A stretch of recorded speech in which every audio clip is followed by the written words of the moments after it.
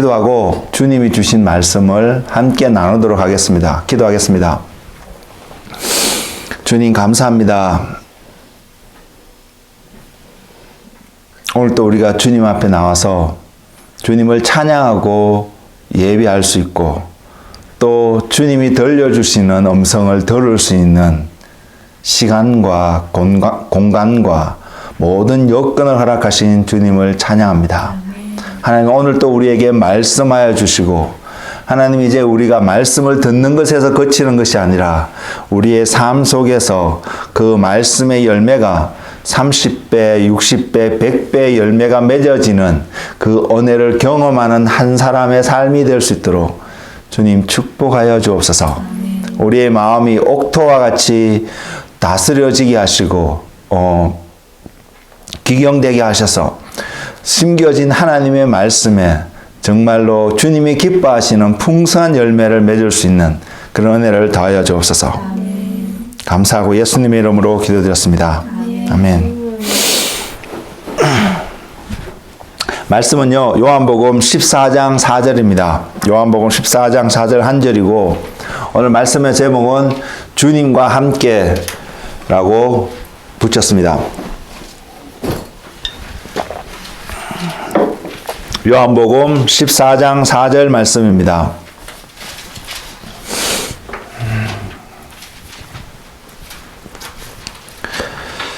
잘신 줄 알고 제가 한 절도 굉장히 짧네요. 한 절을 봉독하여 드리겠습니다. 요한복음 14장 4절 내가 어디로 가든지 그 길을 너희가 아느니라. 아멘. 주님께서 여러분 어떻게 생각하세요? 주님께서 지금 이 자리에 오셔서 지금 주님이 제자들에게 지금 말씀하고 계신 것 똑같은 이 말씀을 저와 여러분에게 하고 계신다면 오셔서 하시는 말씀이 내가 어디로 가는지 그 길을 너희가 안다라고 주님이 말씀하시면 여러분은 어떻게 대답을 하실 수 있을까요? 여러분 어떻게 대답을 하셨을 것 같으세요? 한번 곰곰이 생각을 해보시기 바랍니다. 이번 한 주간을 지나면서 생각을 해보셔도 되고요. 어떤 형태로든지 한번 좀 이 말씀에 대해서 나는 어떻게 반응할까? 도마는 이렇게 반응했습니다. 주님이 어디로 가는지 우리가 모르는데 거기를 어떻게 알겠습니까? 라고 도마는 주님에게 이렇게 대답을 했습니다. 여러분도 동일하게 이런 대답을 하시는 사람일까요? 아니면 주님이 기대하고 있는 것처럼 주님이 분명히 이 말씀을 하실 때에 제자들 뿐만 아니라 오늘을 사는 우리들에게도 동일하게 정답이 될 수 있는 기대하는 어떤 부분이 있을 것입니다. 근데 도마는 그 당시에 대답했던 도마의 모습 속에서는 주님이 찾으시는 그 답을 정확하게 대답한 것 같지는 않습니다. 그러면 우리는 이 모든 내용을 알고 있는 우리들은 주님 앞에 나와서 대답하기를 또는 마음속으로 또는 고개를 끄덕이면서 우리가 생각해 보기를 그래 나는 주님이 어디로 가시는지 알고 있고 거기를 아는 자라고 말할 수 있을까요? 주님 분명히 이 말씀을 하셨을 때 그것을 가르치기를 원하셨을 것이고 또한 제자들이 그 길을 알고 또한 그 길 가운데 오기를 원하는 마음이 분명히 있으셨을 것입니다. 그리고 실제적으로 이 제자들은 나중에 그 길을 갔다고 믿습니다. 이제는 우리 차례잖아요. 우리 턴이잖아요. 주님께서 동일하게 저와 여러분에게 이 질문을 하실 때 지금의 우리의 모습은 도마와 같은 모습의 대답일까요? 아니면 정말로 나중에 제자들이 그 길을 따라갔던 것처럼 우리도 그것을 알고 가고 있고 이해하고 바라보고 있는 그러한 길을 가는 그러한 하나님의 사람들일까요? 간단하게 대답을 하면 너무 좋겠지만 간단하게 또한 대답을 할 수 있는 부분은 아니기 때문에 여러분에게 숙제로 남기겠습니다. 여러분께서 여러분의 삶들 속에서 이것을 묵상해 보면서 나는 주님에게 어떠한 대답을 할 수 있을까? 그리고 궁극적으로 주님 앞에 주님이 기뻐하시고 찾으시는 바로 그 대답을 하실 수 있는 은혜가 모두에게 충만하기를 기도합니다. 하나님 나라에는요, 방이 많이 있다고 합니다. 방이 많이 있습니다. 그 중에 한 방의 이름이 전략실이라고 이야기를 들었습니다. Strategic Room 이라고 표현하는 그 방이 있습니다. 그 방에 들어가면 분명히 하나님 안에 있는 지혜와 계시가 풀어져서 뭔가를 알게 되는 그런 은혜가 분명히 있을 것입니다. 그리고요, 말 그대로 그 방의 이름이 전략실이기 때문에 그 방에서 우리가 뭔가를 얻게 된다면 적어도 그 모든 것을 다 설명할 수는 없는데요. 적어도 우리 앞에 놓이게 되는 어떤 영적인 전쟁에 대해서, 빛과 어둠의 전쟁에 대해서, 또는 육과 영의 어떤 전쟁에 대해서 저와 여러분이 반드시 이길 수 있는 무언가를 분명히 얻게 될 거라고 저는 믿습니다. 오래전에 하나님께서 예배 가운데 이 방의 입구까지 저에게 보여주신 적이 있습니다. 당시에 주님께서 에게 말씀하시기를 아직 제가 자격이 안 돼서 그 방에 들어갈 수 없는 것에 대해서 분명히 말씀을 해주셨습니다. 전 지금 또 자격이 될 것이라고 생각하는 사람은 분명히 아닙니다. 그러나 누구보다도 그 방에 들어가고 싶은 마음이 있는 사람인 것은 분명합니다. 그럼에도 불구하고 제가 이 이야기를 소개하면서 말씀을 나누는 이유는요, 최근에 주님께서 작게는 저희 공동체를 통하여서 무언가를 계획하시고 행하고 계심을 느낄 수 있는 시간이 있었습니다. 짧은 모먼트가 있었습니다. 오늘 제가 그것을 말씀드릴 수는 없습니다. 아직 저도 fully understanding 되어지고 바라보는 부분이 아니고, 또한 하나님께서 이것을 나누도록 허락하셨다라고 느끼지 않기 때문에 그래서 온전히 나눌 수는 없는데, 주님이 무언가를 하고 계심을 바라볼 수 있었습니다. 느낄 수 있었습니다. 그리고 이 무언가를 하고 계신 그 주님의 모습을 통해서 이것이 주님께서 궁극적으로 계획을 세우고 계시며 이루어가기를 원하시는 한 부분인 것을 느낄 수 있었기 때문에 저는 그 주님과 그 여정을 함께 가기를 정말로 소망을 합니다.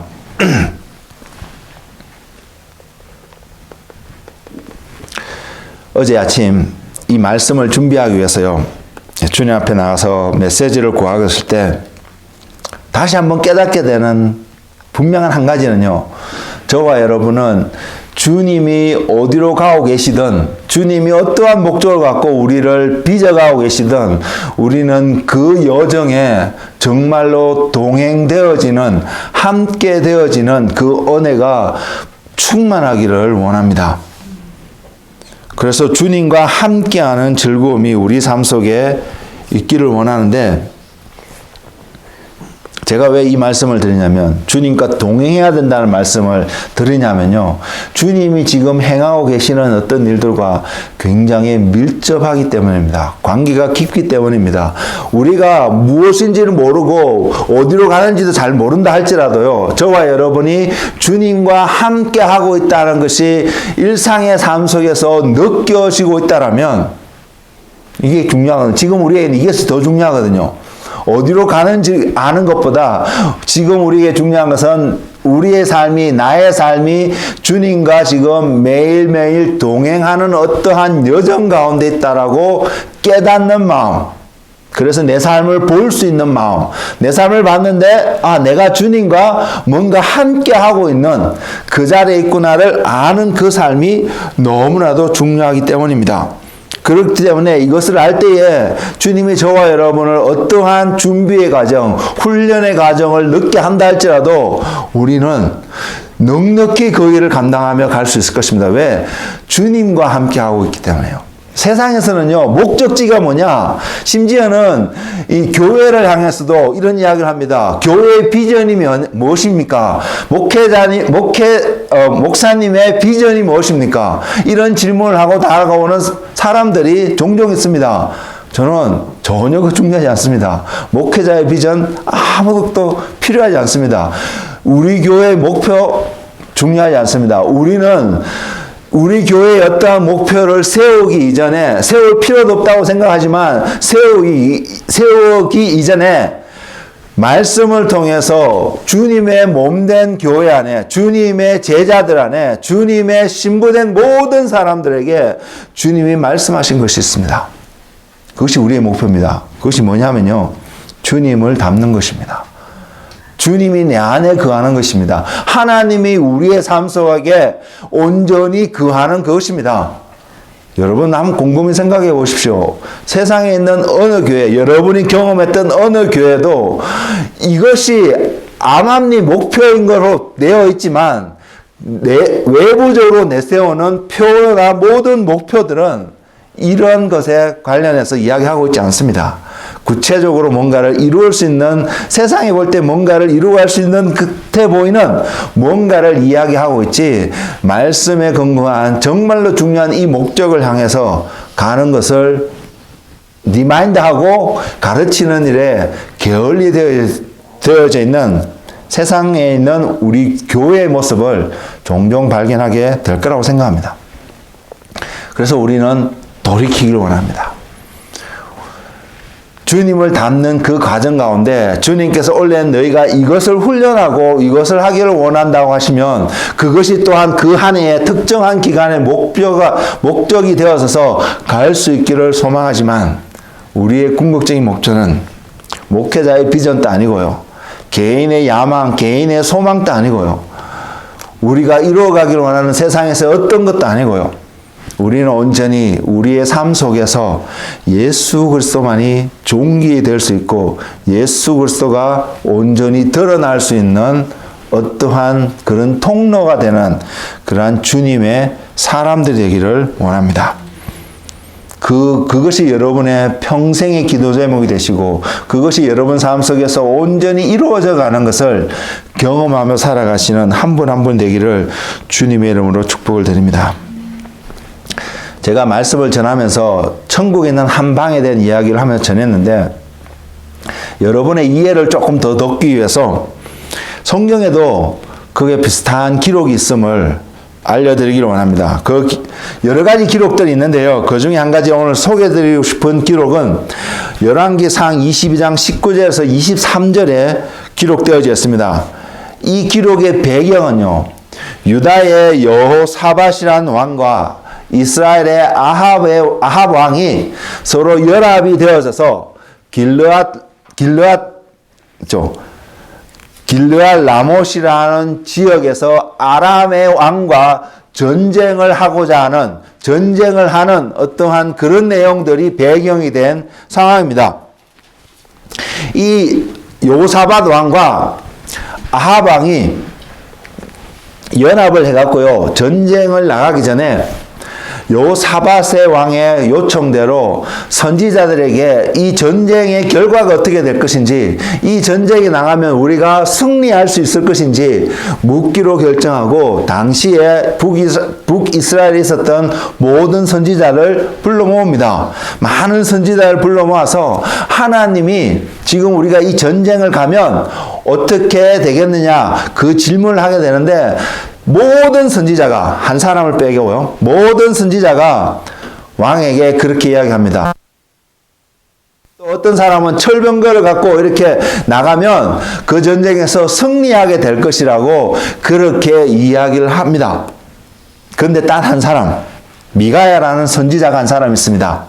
그 사람이 와서 이렇게 예언을 하는데 그 사람의 예언이 아합 왕에게 경험적으로 절대로 좋은 것을 예언하지 않았다는 것을 아합 왕이 여호사밧 왕에게 이야기를 하고 그 사람의 말을 듣고 싶지 않은 아합 왕의 태도가 그 열왕기 상에 기록되어 있습니다. 그럼에도 불구하고 여호사밧 왕이 그러지 말라고 그 사람에게를 통해서도 들어야 된다고 불러서 그 이야기를 듣습니다. 그 이야기의 내용이 열왕기상 22장 19절에서 23절에 놓여 있는데요. 우린 여기서 한 가지 분명한 것을 보기를 원하는 부분이 하나 있습니다. 그게 무엇이냐면 길르앗 라못이라는 전쟁요. 똑같이 역사상에 분명히 한 번 있었던 전쟁인데 하나님이 이 전쟁을 바라보는 관점과 아합 왕이 이 전쟁을 바라보는 관점이 너무나 달랐다는 거. 조금 비슷했던 정도가 아니라 하늘과 땅만큼 차이가 났다는 것입니다. 왜? 아합 왕은요, 북이스라엘의 왕이었던 아합 왕은 이 전쟁을 통해서 길르앗 라못을 땅을 차지하기를 원했습니다. 그 땅에 있는 모든 것을 회복하기를 원했습니다. 그래서 자기의 이름을 세상 가운데 알리기를 소망했습니다. 당시에 아합 왕이 다스렸던 이스라엘 나라가 어떻게 지배를 받는 것도 아니고 그렇다고 솔로몬이나 다윗처럼 굉장히 부강한 나라도 아니었지만 그래도 그 나라 나름의 국력을 가지고 서있던 그런 나라였거든요. 그래서 그 국력을 가지고 옆에 있는 한 땅을 찾고자 하는 그 마음에서 전쟁을 했는데 하나님은 이것을 다른 각도로 바라보고 있음을 미가야라는 선지자의 입을 통해서 아합과 여호사밧 왕에게 전달해 주고 있습니다. 이것이 하나님의 계획이라고 전해 주고 있습니다. 근데 우리가 말씀을 통해서 제가 그 말씀을 읽어 드릴 텐데 여러분 한번 생각해 보십시오. 말씀을 통해서 하나님께서 이러한 계획을 갖고 내가 이 전쟁을 이렇게 일으키고 내가 너로 하여금 소위 아합 왕 너를 죽게 할 것이라는 하나님의 계획이 드러났음에도 불구하고 여호사밧 왕과 아합 왕은 그 전쟁터에 나아갑니다. 여러분은 어떤 사람일까요? 그 이야기를 듣고 전쟁에 나가지 말아야 한다고 돌이키는 사람일까요? 그럼에도 불구하고 전쟁에 나가게 되는 그러한 산 사람일까요? 자, 하나님께서 이 전쟁을 어떻게 바라보고 있는지 그 말씀을 제가 한번 읽어드리겠습니다. 열왕기상 22장 19절에서 23절인데요. 미가야가 이르되 그런즉 왕은 여호와의 말씀을 들으소서. 분명히 이야기합니다. 왕은 여호와의 말씀을 들으소서. 내가 보니 여호와께서 그의 보좌에 앉으셨고 하늘의 만군이 그의 좌우편에 모시고 서 있는데 여호와께서 말씀하시기를 누가 아합을 꾀어 그를 길르앗 라못에 올라가서 죽게 할고 하시니 하나는 이렇게 하겠다 하고 또 하나는 저렇게 하겠다 하였는데 한 영이 나와 여호와 앞에 서서 말하되 내가 그를 꾀겠나이다.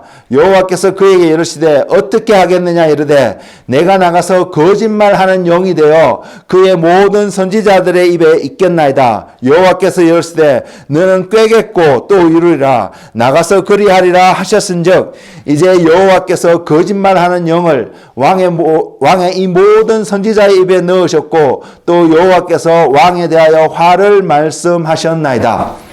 자, 이것이 미가야 선지자의 입을 통해서 아합 왕과 여호사밧 왕에 전했던 하나님의 말씀입니다. 몇 명의 선지자가 그곳에 와서 다른 이야기를 했는지는 모르지만 어쨌든 한번 상상해 보기를 원합니다.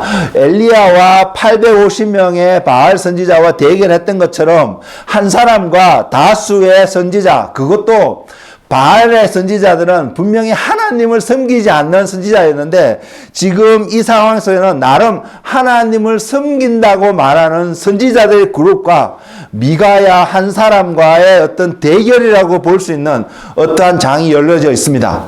그러면서 우리는 그 이야기를 들으면 분명히 생각할 수 있습니다. 과연 누구의 말이 맞을까? 기본적으로 맞는 사람의 말을 따라가고 싶은 것이 우리의 동기이긴 합니다. 마음이긴 한데 먼저 우리가 퀘션해 볼 수 있는 것은 과연 누구의 말이 맞는 말일까? 미가야 선지자의 말이 맞을까? 아니면 다른 그룹의 선지자들의 말이 맞을까? 여러분 어떨 것 같으세요? 여러분 인생에 중요한 어떤 결정을 하려고 생각하고 있는데 한 선지자가 와서 여러분의 생각과 원하는 것과 반대되는 어떤 예언을 하고 있고요. 나머지 여러분이 만날 수 있는 많은 선지자를 통해서는 그것을 축복하고 격려하고 하게끔 한다라면 여러분은 기본적으로 어느 쪽으로 가게 될까요? 기본적으로 우리는 미가야 선지자 쪽을 택하는 것이 아니라 내게 듣기 좋고 내가 계획하고 생각했던 어떤 길로 가는 그 길을 선택하는 것이 일반적으로 드러날 수 있는 하나의 모습이라고 생각합니다.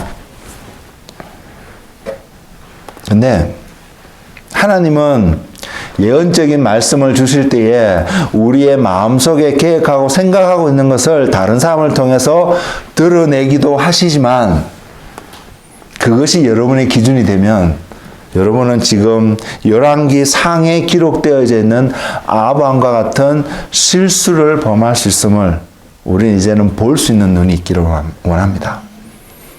분명 우리가 결론을 알기 때문에 미가야 선지자를 통해서 전달되어진 이 메시지가 참 하나님으로부터 온 메시지인 것을 압니다.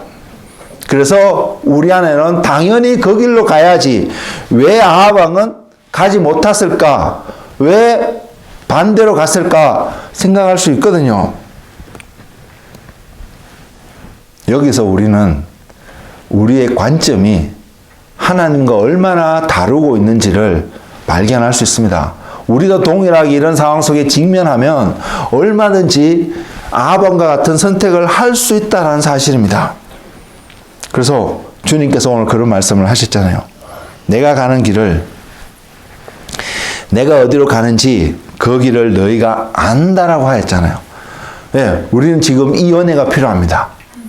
이것이 우리 안에서 시작되어지고 스트롱하게 빌드업 되어질 때에 지금 아합이 처해 있는 상황 가운데 우리가 놓이게 되었을 때도 정말로 가야 될 그 길 가운데 걸어갈 수 있기 때문입니다. 그렇지 않으면 우리는 보암직스럽고 먹음직스럽고 정말로 지혜롭게 할 만큼 한 어떤 길로 가게 될 텐데 그 길은 세상의 길이거든요.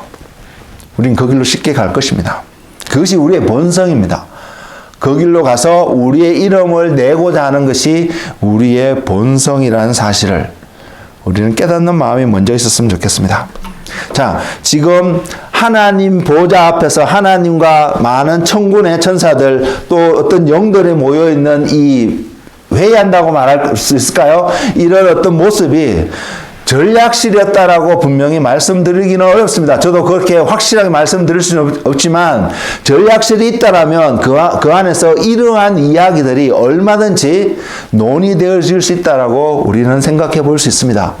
그래서 천국에 그러한 모습들이 있구나. 그래서 우리가 그 모습에서 지금 미가야 선지자는 그 안에서 무엇이 일어나고 있는지를 정확히 보았기 때문에 설령 하나님께서 아합을 죽이기 위해서 이 계획을 세웠다라고 이렇게 알리고 있지만 정말 하나님의 마음이 그런 마음이었을까요? 아합이 만약 돌이켰다면 하나님은 그를 살려두지 않았을까요? 그런 기록이 나와 있습니다. 아합이 하나님 보시기에 굉장히 악을 행한 북이스라엘의 일대 왕이었던 여로보암과 같은 악을 행한 왕이었는데 그럼에도 불구하고 이 왕이 돌이키게 될 때에 하나님께서 재앙을 그의 시대에 내리지 아니하고 그의 자손의 시대에 내리겠다고 돌이키는 장면도 기록되어 있습니다. 마음이 완악한 왕이었음에도 불구하고 그가 돌이켰을 때에 하나님 앞에 겸손함으로 나왔을 때에 재앙을 딜레이시키는 하나님의 역사가 기록이 또한 이 왕의 시대에도 있음을 우리는 볼 수 있습니다. 그렇다면 만일 아합 왕이 이 이야기를 듣고 돌이켰다면 그는 이 전쟁에서 죽지 않을 수도 있다는 생각을 우리는 해볼 수 있다는 사실입니다. 이것이 하나님의 마음입니다. 하나님이 이 왕을 통해서 도저히 안 되겠다. 이제 내가 심판을 내리고 너를 죽게 해야겠다라는 계획을 하늘에서 세웠지만 그 안에 또한 하나님의 마음이 그렇게 죽는 것을 원하지 않는 하나님의 마음을 우리는 보는 자가 되어야 합니다. 그럴 때 우리는 이 땅에서요, 주님과 동행하면서 때로는 우리가 이해하려고 하거든요. 이해하려고 하는데 이해가 되지 않더라도 믿을 수 있는 은혜가 우리에게 주어지기 때문입니다. 이해하는 것은 이해가 되면 도움이 되는 건 사실입니다. 저도 그 이해가 되어지는 어떤 상황을 통해서 사물을 바라보고 해석하고 하는 부분들이 제 안에도 분명히 있으니까요. 그것이 우리에게 도움이 되는 건 사실입니다. 성경을 읽는데 이해가 되어지면 이해가 안 되는 것보다 성경을 더 열심히 읽을 수 있음을 분명한 사실입니다. 그런데 여기에는 함정이 있습니다. 이해는 하나님께 속한 것이 아닙니다. 하늘에 속한 것이 아닙니다. 이해는 세상에 속한 것입니다.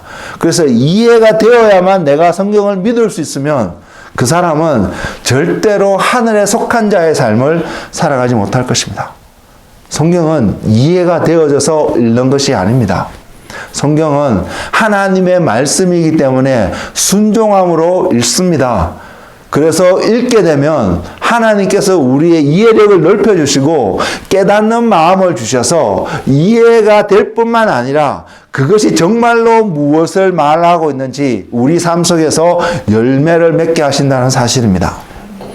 이것이 성경을 읽는 태도입니다. 그래서 그 마음으로 성경을 읽고 하나님의 말씀을 바라보기를 원합니다. 이 말씀을 통해서요, 지금 열왕기상 22장에 기록된 내용을 통해서도 우리가 깨닫는 한 가지는 뭐냐면요, 땅에서 무엇이 일어나고 있는지를 보는 것이 아니라 하늘에서 무엇이 일어나고 있는지 마음을 쏟아야 한다는 것입니다. 마지막 때라고 여러 가지 메시지들이 나오고 있습니다. 근데 그 메시지들이 성경을 근거로 해서 나오고 있는데요. 근데 여러분 잘 분별해서 보지 않으시면 성경을 근거해서 이야기를 하고 있음에도 불구하고 그 메시지들이 땅의 메시지일 수 있다는 사실입니다. 하늘에서 온 메시지를 받을 때에 우리는 정말로 마지막 시대를 준비하며 갈 수 있는 그런 지혜로운 자가 될 것입니다. 그 은혜가 우리 가운데 넘치기를 소망하고 그 마음을 가지고 그 태도를 가지고 오늘 주님이 말씀하신 너희가 어디로 가든지 그 길을 너희가 안다고 하는 주님의 말씀을 조금 살펴보기를 원합니다. 이것은 아는 주님이 어디로 가시는지 알고 그 길을 아는 그 태도, 그 삶은 또한 하늘의 것을 우리가 관심을 갖고 바라보고 알게 되는, 얻게 되는 그 삶은 우리를 하여금 주님과 온전히 동행할 수 있게끔 우리를 인도하여 줄 것입니다. 우리 안에 이 은혜가 넘치기를 주의 이름으로 축복을 드립니다. 그래서 이 말씀을 보면서 먼저 우리 안에 어떤 은혜가 있어야 되냐면 이것이 은혜일 수밖에 없는 것이기 때문에 말씀을 드리는데 우리 안에 그래서 우리가 기도해야 되는 것은 우리가 주님을 볼 수 있어야 합니다. 주님을 볼 수 있어야 합니다. 우리의 눈으로요. 정말로 주님을 볼 수 있어야 합니다. 그것은 육신의 눈으로 주님을 본다는 것이 아니라 이것은 바로 하나님의 말씀을 주님을 아는 자리에 우리가 있다는 것입니다. 어떤 이야기를 들을 때에 또한 말씀을 읽을 때에 이것을 접할 때에 이것이 주님이구나. 이것이 예수님이시구나. 바로 이곳에 예수님이 계시는구나. 예수님께서 지금 말씀하고 계시는구나. 이것을 깨달을 수 있는 마음이 우리 안에 있어야 된다는 사실입니다. 주님을 알아야 가능하고요. 주님을 모르면 절대로 모를 수 있는 것입니다. 그래서 주님을 본다는 것은 주님을 알아야 된다는 것을 말씀하고 있습니다. 그럼 우리가 어떻게 주님을 알 수 있을까요? 여러분이 갖고 있는 24시간 모든 시간 노력하면 주님을 알 수 있을까요? 여러분 그렇게 생각하세요. 여러분에게 세상에 누구보다도 똑똑한 지혜로운 IQ가 뛰어난 두뇌를 갖고 말씀을 바라보고 있고 또한 그러한 많은 서적들을 읽으면 주님을 알 수 있을까요? 제가 조금 전에 말씀드렸죠. 그 understanding, 그 이해력은 세상에 속한 것이라고요. 그것으로는 주님을 온전히 알 수 없습니다. 주님을 볼 수 있고 주님을 아는 길은 하나님으로부터 말미암아 될 수밖에 없습니다. 그래서 우리가 해야 되는 한 가지는 주님 앞에 기도를 해야 되는데 어떤 기도를 하냐면 에베소서 1장 17절에 있는 말씀처럼 지혜와 계시의 영을 우리에게 주셔 하나님을 알게 해달라고 기도하는 우리가 되어야 합니다. 그냥 주님이 우리에게 기도하라고 그러면 알게 되는 것이 아니라 지혜와 계시의 영을 우리에게 주사. 그런 다음에 우리가 그것을 통해서 알게 되는 것이 하나님을 알게 될 것임을 분명히 말하고 있습니다. 지혜와 계시의 영을 통해서요, 세상의 이치와 세상의 학문을 깨닫는 어떤 그러한 것을 말하고 있는 것이 아님을 우리는 분명히 볼 수 있어야 합니다. 우리가 자녀들에게 기도를 하면서 우리가 이런 기도를 많이 합니다. 하나님, 우리 자녀들에게, 이런 젊은이들에게 솔로몬과 같은 지혜를 달라고 기도를 참 많이 합니다. 여러분, 이 기도 잘못된 것 같지 않으세요? 물론 솔로몬의 삶을 통해서 세상의 모든 것을 깨달아서 책으로 남기고 기록에 남기는 많은 이런 일을 했지만, 솔로몬에게 주어졌던 지혜의 왕으로 속여졌던 그 지혜가 그러한 지혜였을까요? 우리가 자녀들에게 과거에 기도할 때, 그런 기도를 할 때에 솔로몬이 궁극적으로 얻었던 그 지혜를 우리의 자녀들이 얻기를 원해서 기도할까요? 아니면 세상의 학문들을 잘 이해하고 세상에서 출세할 수 있는 어떠한 지혜를 얻기를 원하는 마음에서 자녀들을 위해서 기도를 했을까요? 어떻게 했을 것 같으세요? 틀리지 않았을까요? 우리의 기도가 했던 그 기도의 내용이 보기에는 너무나도 바람직한 기도의 내용 같았지만 내용을 들여다보면 잘못된 기도를 한 것 같지 않으세요? 그렇다면 솔로몬이 기도를 통해서 하나님으로부터 얻었던 바로 그 지혜는 다른 어떤 지혜도 아닌 하나님 자신을 얻을 수밖에 없는 지혜였다는 것입니다. 솔로몬이 얻었던 그 지혜는 바로 하나님 자신이었다는 사실을 우리는 기억해야 합니다. 그리고 그 솔로몬이 그 하나님 자신을 얻는 표현의 방법이 어떻게 표현되었냐면 듣는 마음이라고 했습니다. 깨닫는 마음이라고 하였습니다. 바로 하나님을 받아들일 수 있는 마음인 것을 분명히 이야기하고 있습니다. 이것은요, 교만한 사람들에게는 절대로 나타날 수 없는 특징입니다. 그렇다면 솔로몬이 이것을 구할 때는 하나님 보시기에 하나님 자신을 줄 만큼 솔로몬이 겸손했던 사람인 것을 성경은 증거하고 있습니다. 그러면 우리 자녀들에 대해서 기도할 때 솔로몬과 같은 지혜를 달라고 기도할 때에 우리는 우리의 자녀들이 하나님 앞에서 또한 세상에서 겸손하게 살아가게 해달라고, 하나님을 온전히 얻을 수 있는 그러한 자녀들이 되게 해달라고, 또한 우리도 마찬가지입니다. 우리가 지혜를 구할 때에 바로 그러한 태도로 그것을 구하는 지혜가 우리 가운데 있어야 된다고 믿습니다. 결국 이 지혜는 하나님을 알게 되는, 신약시대에 와서 그 눈에 보이지 않는 하나님이 눈에 보이시는 분으로 우리에게 오셨는 바로 그 예수님을 아는 삶인 것을 분명히 이야기하고 있습니다. 그래서 저는 이런 말씀을 드릴 수 있습니다. 하나님이 함께하지 않으면 절대로 알 수 없는 그분, 예수 그리스도. 우리가 예수님을 떠나서, 그 하나님을 떠나서 하나님을 알 수 있을까요? 주님을 알 수 있을까요? 아니지 않습니까? 그렇다면 우리는 더더욱 예수님 안에 거해야 합니다. 그분 안에 있을 때에 우리는 하나님을 알 수 있습니다. 주님이 이 땅에 오셔서요, 많은 일들을 분명히 행하셨는데 그 모든 일들을 종합하면 눈에 보이지 않는 하나님을 세상 가운데 증거하는 삶을 사셨습니다. 주님이 그리고 어디로 가셨습니까? 주님이 그 길을 가셨고 주님이 그 길을 하셨다면 이제 우리도 이 세상 가운데 지금 주님이 우리의 육신의 눈으로 보이는 분이 아니십니다. 그 주님을 세상 가운데 드러낼 수 있는 그러한 통로가 되는 것이 우리의 부르심이라는 생각이 들지 않습니까? 자, 하나님 앞에서 사람들 앞에서 겸손하게 이 하나님을, 주님을 아는 자리에 머무는 은혜가 우리 가운데 있기를 원합니다. 그리고 또 한 가지는요.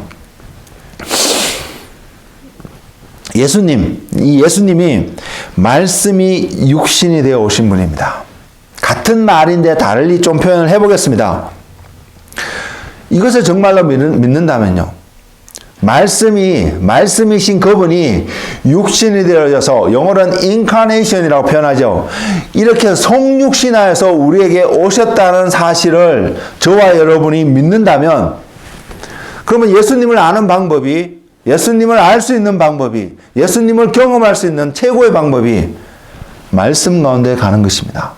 말씀으로 돌아가는 것입니다. 왜? 말씀이 육신이 되어 와서 우리에게 하나님 아버지의 영광을 드러내 주신 분인데, 우리가 그분을 알기 위해서 우리가 또한 돌아가야 되는 것은 말씀이신 그분 앞에 나아가는 것입니다. 할 수밖에 없다는 것입니다. 그 말씀을 가까이 하면 할수록 우리는 그 말씀 속에서 주님을 발견할 수 있습니다. 여러분, 말씀을 읽고 계시죠? 말씀을 읽으시면서 무엇을 발견하시나요?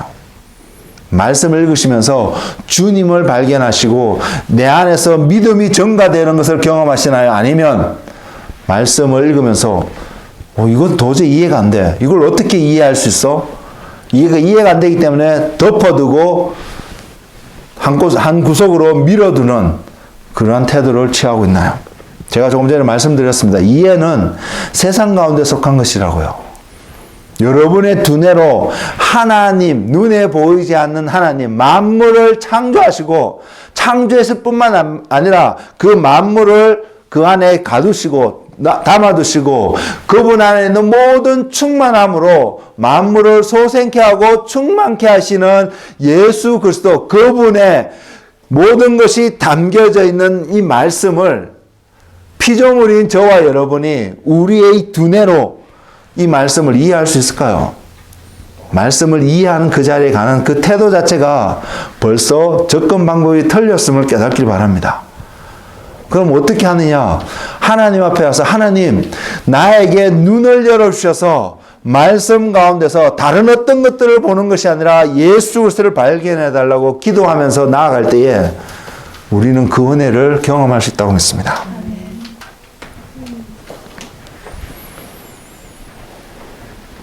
마태복음 5장에서 7장, 5장, 6장, 7장이 우리가 참 자주 듣는 말씀이거든요. 그 말씀을 보면서 우리는 이런 고민을 합니다.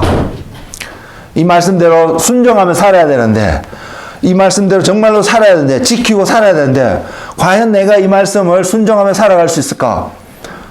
이 말씀을 행할 수 있을까? 이렇게 생각을 합니다. 저 분명히 말씀드릴 수 있습니다. 우리 중 어느 누구도, 세상에 존재하는 어느 누구도 이 말씀을 그대로 행할 수 있는 사람 아무도 없다고 말입니다. 행할 수 있는 사람 없습니다. 행하려고 하지 마십시오. 그럼 무엇을 해내냐?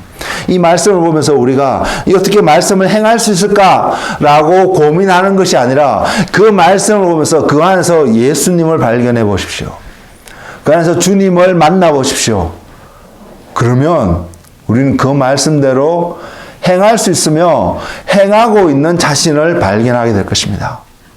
내가 행하려고 말씀을 찾으면 말씀을 통해서 내가 믿음 있는 것을 보이기 위해서, 물론 그렇게 해야 됩니다. 믿음에 있는 것을 보이는 어떤 삶이 나타나야 되는데, 그것을 하기 위해서, 그것이 목적이 되어져서 우리가 말씀을 보고 있으면 저와 여러분은 어디에 빠지냐면 율법주의에 빠지게 된다는 것입니다.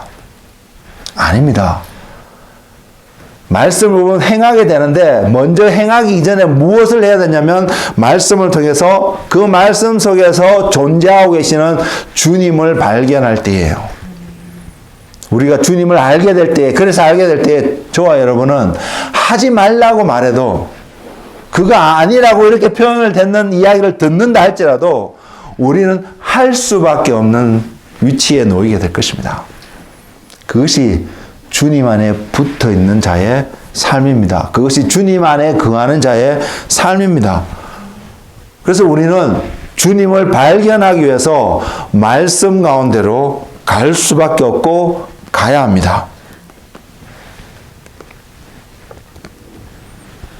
그렇게 바라보면요. 지금 요한복음 14장에서 주님이 뭐라고 말씀하냐면 내가 어디로 가는지 거기를 너희가 안다고 말하고 도마가 우리 모르는데요? 라고 한 대답에 주님이 분명히 그 답을 주십니다. 6절에 내가 곧 길이요 진리요 생명이니 나로 말미암지 않고는 아버지께로 올 자가 없느니라. 주님이 어디로 가시죠? 과거형이 돼야겠죠. 주님이 어디로 가셨죠? 아버지께로 가셨습니다. 그러면 아버지께로 가는 길은요, 예수 그리스도인 것을 주님이 분명히 그럼 저와 여러분이 어디로 가야 되죠? 어디로 가게 되죠? 아버지께로 가게 될 것입니다. 어떻게요? 주님이라는 그 길을 통해서 하나님께로 나아가는 여정 가운데 우리가 온전히 있다는 것이 확인되어지는 은혜가 우리 삶 속에 충만하기를 원합니다. 그렇게 보면 요한복음 14장, 15장이 연결이 되지 않나요? 주님을 통해서 그 길을 가게 되면 우리는 우리가 주님 안에 있다라는 사실이 확인되어지는 삶이 분명히 되어질 것입니다. 그것을 주님께서 포도나무 비유를 통해서 그것을 설명하고 계신 것이 요한복음 15장에 있다는 사실입니다. 결국은 저와 여러분이 주님을 볼 수 없다면, 주님을 발견할 수 없다면 목적지까지 도달할 수 없음을 보여주고 있습니다. 반대로 우리가 주님을 발견한다면 목적지까지 온전하게 주님과 동행하는 삶, 그리고 주님을 따라가는 그 삶을 우리는 갈 수 있으며 주님의 마음을 얻는 바로 그 삶을 우리는 살아갈 수 있음을 성경은 증명하고 있습니다. 증거하고 있습니다. 사울이 바울이 된 사건 여러분 기억하시죠? 제가 요새 종종 이 표현을 하는 것 같은데요. 가볍게 느끼지 마십시오. 그냥 하나님께서 중간에 사울이 다메섹으로 갈 때에 하나님께서 주님께서 빛 가운데 나타나셔서 그의 눈이 멀었다라고 단순하게 생각하지 마십시오. 그는 이미 그전부터 눈이 멀었던 자였습니다. 그냥 그것이 드러났을 뿐입니다.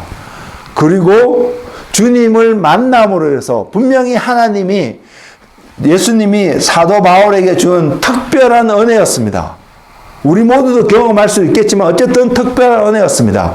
그것을 통해서 사도 바울이 사울에서 바울이 될 수 있었던 그 은혜는 예수 그리스도를 정확하게 바라볼 수 있는 시력이 생겼다는 사실입니다. 그것을 성경은 표현하고 있습니다. 주님의 제자인 아나니아가 바울에게 가서 안수하였을 때에 그의 비닐이 눈에 있던 뭔가가 벗겨지는 비닐이 벗겨지는 것처럼 벗겨지는 그 사건을 통하여서 그는 사물을 정확하게 본 것이 아닙니다. 예수 그리스도가 바로 하나님께서 선지자를 통하여 약속하셨던 메시아였구나, 하나님의 아들이었구나를 볼 수 있었거든요. 사도 바울이 사울이었을 때 예수 믿는 사람들을 잡아 죽였습니다.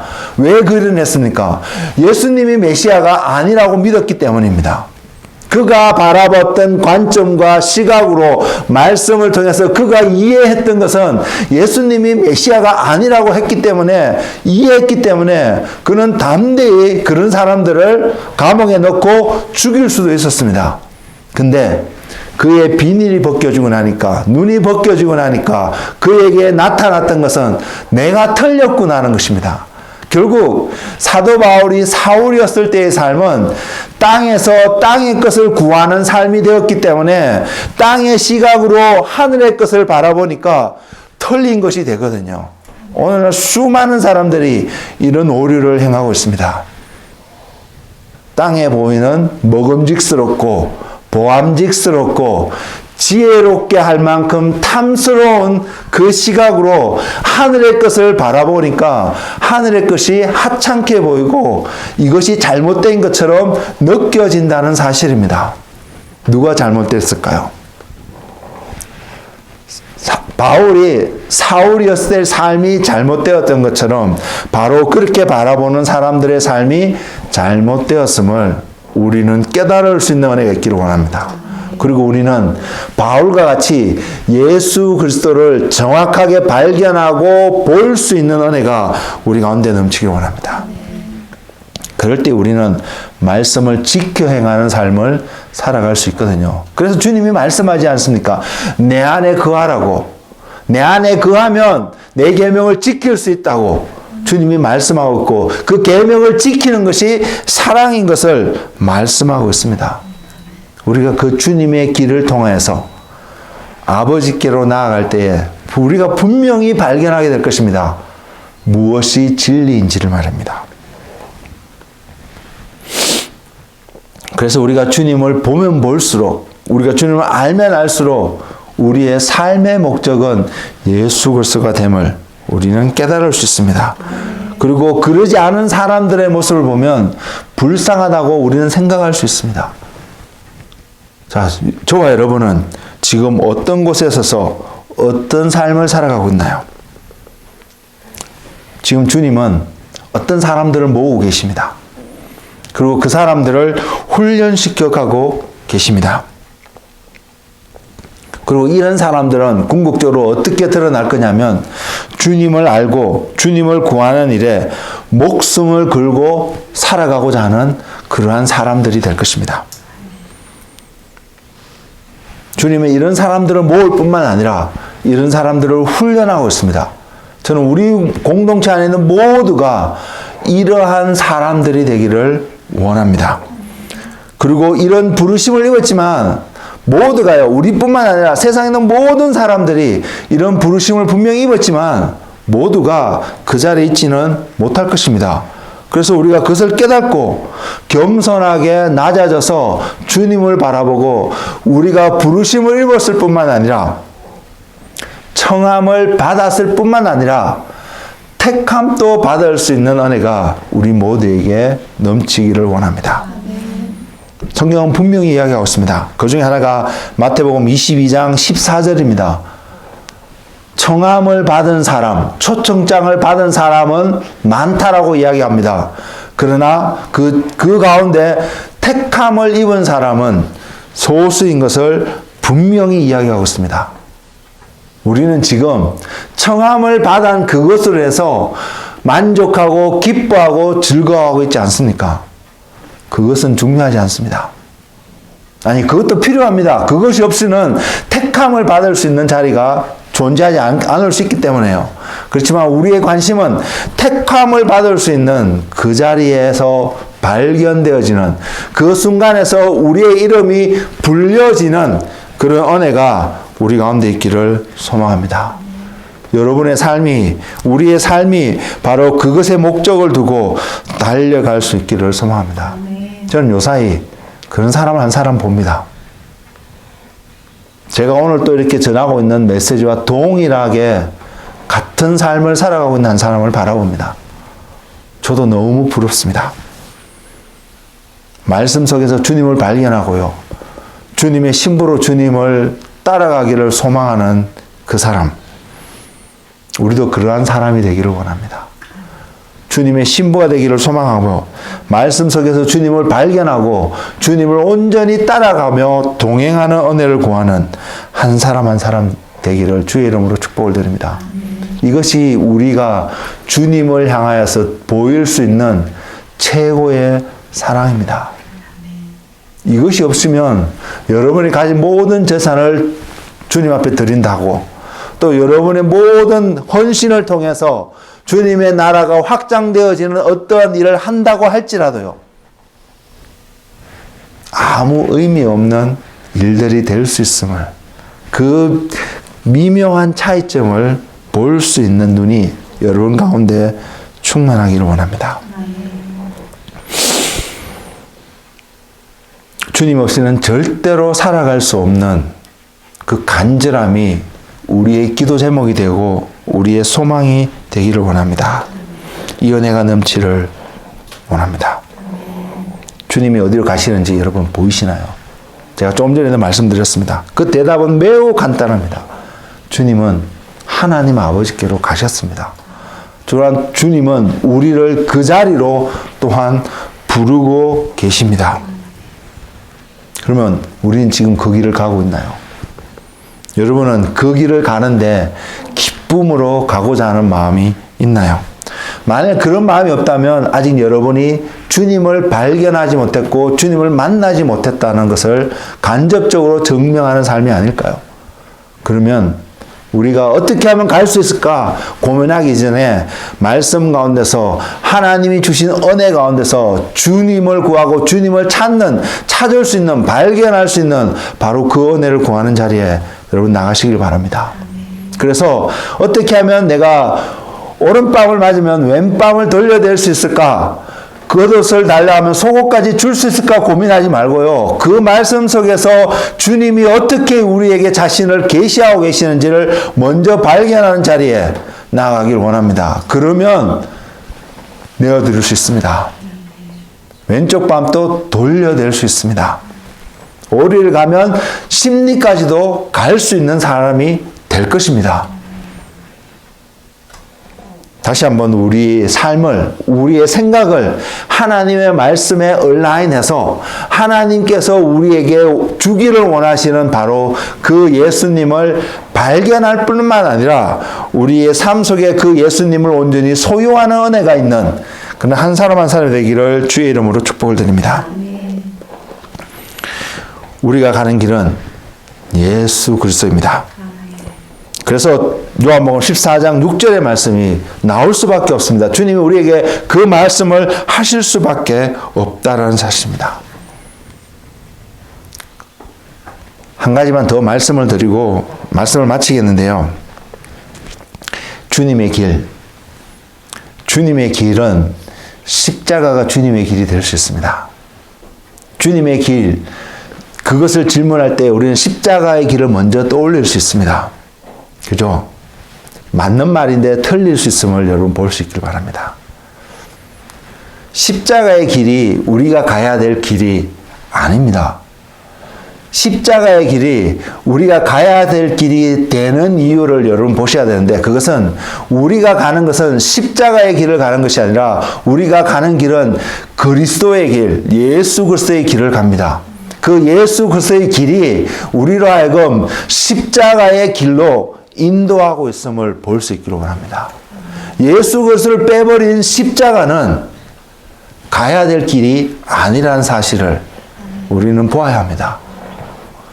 물론 그 십자가의 길이라고 표현하는 데서는 무엇을 의미하는지 우리가 이해는 되지만 우리가 정확하게 이것을 이해하고 알고 간다면 그 가는 그 길이 십자가의 길이 예수 그리스도의 길인지를 알게 된다면 우리는 기쁨으로 갈 수 있다는 사실입니다. 그런데 그리스도가 빠진 그 길을 바라보게 된다면 가고 싶지 않은 길입니다. 세상에서도 꺼리는 길입니다. 그런데 그 길을 어떻게 가시겠습니까? 여러분의 노력으로 억지로 갈 수 있을 것 같습니까? 아니요, 못 갑니다. 절대로 못 갑니다. 마음을 막 다잡고 새롭게 함으로요, 한 걸음 내디딜지는 모르겠습니다. 어떤 사람에 따라 또 두 걸음 가는 사람이 있을 수도 있겠습니다. 아무도 완주하지 못할 것입니다. 그것은 확실합니다. 제가 확실하게 말씀드릴 수 있습니다. 완주하지 못합니다. 완주하지 못하는 그 길을 분명히 보는데 여러분 왜 그 길을 여러분의 힘으로 가려고 하십니까? 저는 여러분이 그런 차원에서 십자가의 길을 가도록 말씀드리고 싶지 않습니다. 여러분이 그리스도의 길을 가십시오. 주님께 가서 배우십시오. 주님의 멍에를 지십시오. 주님이 분명히 그렇게 말씀하셨습니다. 내 멍에는 가볍다고요. 쉽다고요. 주님이 말씀하셨습니다. 그렇다면 그것이 고난의 모습으로 다가온다 할지라도요, 더 이상 우리가 어렵고 힘든 여정이 안 될 것입니다. 그 비밀을 깨닫고 그 비밀의 기쁨을 누리며 걸어가는 주님의 길, 주님의 여정이 여러분이 가시는 길이 되기를 원합니다. 하늘에 하나님의 마음으로 주님을 발견하지 않으면 절대로 갈 수 없는 그 길. 그래서 주님의 길 위에서 주님과 동행하는 진리를 알아가는 그런 은혜가 있기를 원합니다. 진리가, 그래서 여러분 삶 속에 그 진리가 세워지면 세워질수록 여러분은 주님을 사랑할 수밖에 없음을 경험하게 될 것입니다. 그리고요, 진리가 진리인 것을 발견할 수 있는 한 태도가 필요한데, 하나님 앞에 무엇을 기도해야 되냐면, 하나님, 우리의 마음이 정결한 마음이 되게 해달라고 우리는 기도해야 합니다. 끊임없이 기도해야 합니다. 바울이 아니죠. 다윗이 기도했던 것처럼 내 안에 정직한 영을 달라고, 내 안에 정결한 영을 부어달라고 기도했던 것처럼 우리 안에 그 영이, 그 은혜가 필요합니다. 그러지 않으면 주님을 볼 수도 없고요. 그러지 않으면 진리가 분명히 우리 앞에 놓여졌음에도 불구하고 진리를 진리로 보지 못하게 됩니다. 바울이 사울이었을 때처럼 말입니다. 그러면 우리가 주님이 어디로 가시는지, 무엇을 행하는지 모를 뿐만 아니라요, 어떤 결과도 나올 수 있냐면 그 길을 대적하는 자리에 설 수 있다는 사실입니다. 우린 지금 내가 어떻게 주님의 길을 대적하는 자리에 설 수 있을까 생각해 볼 수 있지만 너무 쉽습니다. 조금이라도 주님을 알지 못하면, 조금이라도 주님과 동행하는 그 깨어서 함께하고 있는 그 삶이 하나님 앞에서 프루브되는 모습이 아니라면 우리는 얼마든지 우리의 생각이, 우리의 경험이, 우리의 어떤 것들이 주님의 길을 가로막고 있으며 그것을 반대하는 자리에 설 수 있는 존재인 것을 우리는 알아야 합니다. 이것을 깨닫는 마음이 정직한 마음이고 정결한 마음입니다. 그럴 때 우리를 온전히 보게 되거든요. 그러면 그래서 우리가 보게 된다면 돌이킬 수 있습니다. 하나님의 말씀이 또한 그 일을 우리에게 행하여 줄 것입니다. 그래서 히브리서 4장 12절에 있는 말씀처럼 하나님의 말씀은 살아있고 활력이 있어 좌우의 날선 어떤 검보다도 더 예리하여서 혼과 영과 관절과 골수를 찔러 쪼개기까지 하며 또 마음의 생각과 뜻을 판단한다고 성경은 분명히 이야기하고 있습니다. 우리의 마음이 정결해지려면 바로 이 하나님의 말씀이 이 좌우의 날선 양날과 같이 우리 마음속에 와서 우리 안에 있는, 마음에 있는 온갖 것들을 드러내는 그 은혜가 필요하지 않을까요? 우리의 갈망은 주님과 함께하는 삶인 것을 우리는 너무 잘 알고 있습니다. 그러면 우리 자신에게 이런 질문을 해봐야 합니다. 어떤 질문이냐면, 지금 나는 주님을 바라보고 있는가? 지금 나는 길 대신 주님 위에서 그 길을 걸어가고 있는가? 그리고 지금 나는 진리 위에 서 있는가? 그리고 또 한 가지 해야 될 질문은, 지금 나는 말씀을 통해서 나 자신을 바라보고 있는가? 우리가 이 질문을 주님 앞에 던지면서 하면서 우리 자신을 점검하며 오늘 또 주님을 발견하는 자리에 머물고 있을 때에 우리는 주님을 얻을 뿐만 아니라 주님과 동행하는 자리, 그리고 주님이 가셨던 그 길을 통해서 하나님 아버지께로 온전하게 그 여정을 승리하면서 갈 수 있는 은혜가 있을 거라고 믿습니다. 그리고 이 은혜가 우리 모두에게 충만하기를 예수 그리스도의 이름으로 축복을 드립니다. 기도하겠습니다. 주님, 오늘도 우리에게 찾아오셔서 너의 삶 속에 나를 발견해야 된다고, 나를 깨달아야 된다고, 나를 찾아야 되고, 나를 얻어야 된다고 말씀하여 주신 주님, 주님의 감사와 영광을 올려드립니다. 주님,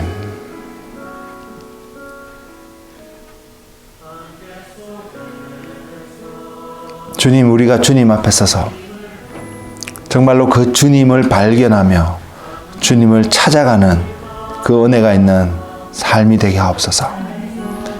말씀을 통해서 주님을 발견하게 하시며 생명 되신 예수 그리스도로 말미암아 감격에, 감사에, 찬양에 주님을 사랑하는 신부의 삶이 우리 삶 속에서 충만할 수 있도록 주님 인도하여 주옵소서.